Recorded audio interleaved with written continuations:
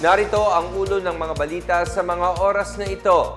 Mga ahensya ng gobyerno hinahanapan ng solusyon ang pagsikip ng daloy ng trapiko sa Metro Manila. Balita sa social media na may Christmas bonus para sa mga benepisyaryo ng Pantawid Pamilyang Pilipino Program or 4Ps. Fake news ayon sa Department of Social Welfare and Development. Malacanang, Bangko Sentral ng Pilipinas at Economic Team ng bansa magsasagawa ng meeting upang tugunan ang paghina ng piso kontra dolyar.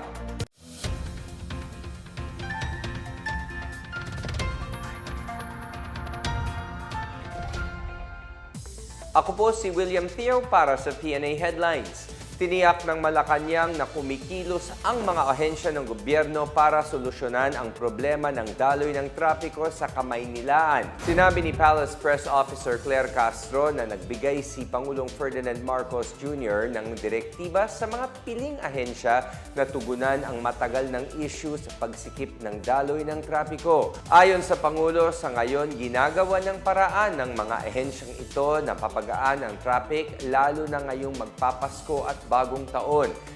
Iniulat ni Metropolitan Manila Development Authority or MMDA Chair Don Artes na umabot na sa 450,000 ang volume ng sasakyan sa EDSA pa lang. Lagpas ito sa kapasidad ng EDSA na nasa 250,000 na sasakyan.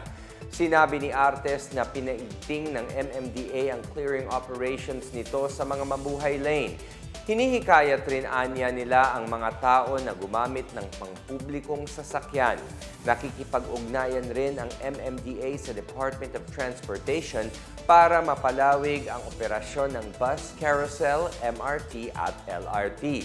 Pinag-aaralan din ang iba pang posibleng makakasagabal sa daloy ng trapiko tulad ng anti-overloading operations ng Department of Public Works and Highways. Mga truck ban policy ng mga lokal na pamahalaan na di nagtutugma sa oras, mga mall sale kung saan dagsaan ang mga nagsha-shopping at mga motoristang nagka-counterflow at iba pang pasaway. Nakipag-usap naman ang MMDA sa mga lokal na pamahalaan ng Marikina, Pasig, Quezon City, Cainta at Antipolo para humanap ng mga solusyon sa traffic. Nagbabala ang Department of Social Welfare and Development or DSWD sa publiko tungkol sa kumakalat na balitang magpapamahagi ng Christmas bonus para sa mga benepisyaryo ng Pantawid Pamilyang Pilipino Program or 4Ps. Ayon kay Assistant Secretary Irene Dumlao, kumakalat sa social media ang post na tungkol sa pagbibigay umano ng Christmas bonus. Sinabi ni Dumlao na posibleng modus ito ng mga scammer para makuha ang personal na impormasyon ng mga nakakatanggap ng ayuda mula sa 4Ps. Nagpaalala si Dumlao sa mga benepisyaryo ng 4Ps na huwag ibigay ang personal na impormasyon sa social media lalo na sa mga di-veripikadong post. Dapat ding iwasan ang mga naturang post, huwag mag-click ng anuman link at huwag din mag-repost ng mga ito para hindi makakapagdulot ng pagkakalito sa publiko. Lahat ng impormasyong ibabahagi ng DSWD ay magmumula lamang sa mga post ng kani-kanilang lokal na pamahalaan, pati na rin sa opisyal na pages ng DSWD at 4Ps. Kung may madiskubre naman na kahina-hinalang aktibidad na gumagamit sa pangalan ng mga programa ng DSWD, maaaring magsumbong sa official Facebook page ng 4Ps o sa Integrated Grievance Redress Management System.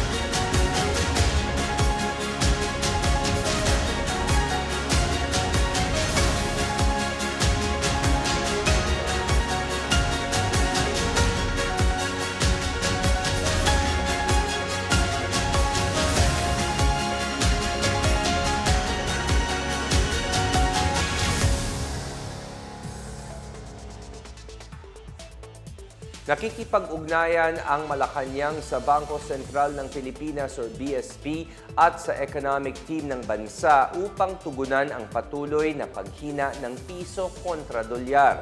Kasunod ito ng naitalang panibagong all-time low na 59.22 pesos kada dolyar nito lang Martes. Ayon kay Palace Press Officer Claire Castro, magkakaroon ng meeting sa Huwebes para pag-usapan ang nasabing problema.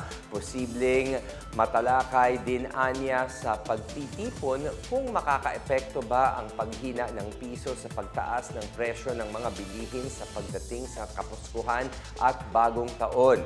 Bukod sa meeting, magkakaroon din ang Monetary Board ng BSP ng huling rate setting para sa taon na ito.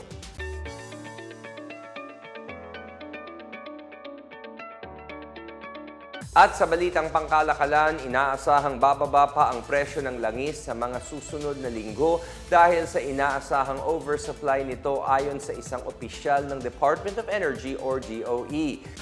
Sa interview sa Bagong Pilipinas ngayon, sinabi ni DOE Oil Industry Management Bureau Director Rino Abad na posibleng magkaroon ng oversupply ng langis sa susunod na taon base sa tala ng International Energy Agency at ng US Energy Information Administration.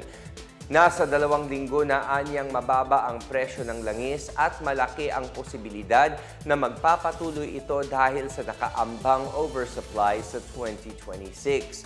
Ngunit maaari pa rin itong maapektuhan ng 2 problema, ang geopolitical issue sa pagitan ng Russia at Ukraine at ang economic crisis sa Venezuela.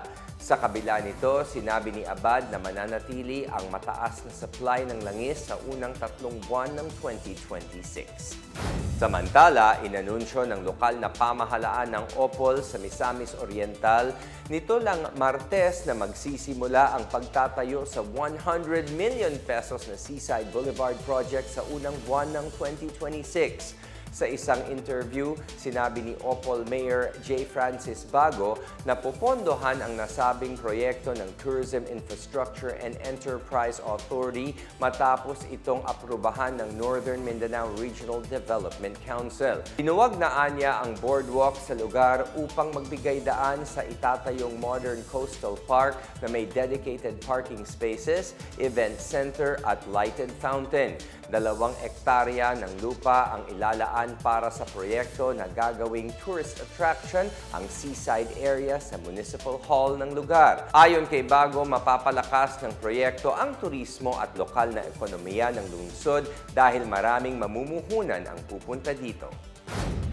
At yan ang pinakabago at pinakamainit na balita sa mga oras na ito, hatid sa inyo ng PNA Headlines. Para sa iba pang mga balita at impormasyon, bisitahin lamang ang aming website pna.gov.ph o ang aming Facebook at X account na Philippine News Agency. Mapapanood din ang PNA Headlines sa pamamagitan ng link sa website ng News and Information Bureau sa ilalim ng PNA News at sa YouTube account ng Philippine News Agency. 15 araw na lang ay Pasko na. Sa Pasko, hindi mahalaga ang regalo na pilak o ginto kung hindi pagmamahalan at pagkakaintindihan. Ako po si William Theo at ito ang PNA Headlines, naghahatid ng mga balitang nagbubuklod sa Bagong Pilipinas.